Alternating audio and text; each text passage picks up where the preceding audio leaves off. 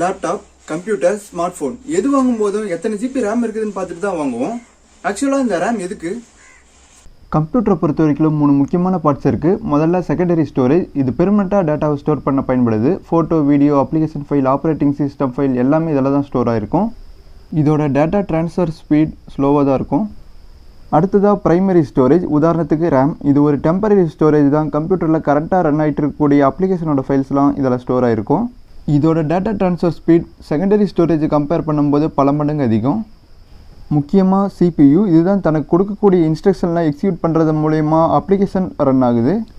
கம்ப்யூட்டரில் எந்த ஒரு அப்ளிகேஷனையும் ஓப்பன் பண்ண உடனே அது ஸ்லோவான செகண்டரி ஸ்டோரேஜ்லேருந்து ஃபாஸ்ட்டான ரேமுக்கு முதல்ல லோட் ஆகும். அங்கேருந்து தான் CPU ஆக்சஸ் பண்ணும். இந்த பையன் எப்படி தனக்கு தேவையான புக்ஸை பேக்லேருந்து எடுத்து டேபிளில் வச்சுக்கிட்டு அதுக்கப்புறம் படிக்கிறோனோ அதே மாதிரி தான் கம்ப்யூட்டரும் தனக்கு தேவையான டேட்டாவை ரேமுக்கு லோட் பண்ணிட்டு அதுக்கப்புறம் எக்ஸிக்யூட் பண்ணும். ஃபுல் வீடியோவோட லிங்க்கு கமெண்ட்டில் கொடுத்துருக்கேன். மறக்காமல் செக் பண்ணி பாருங்கள்.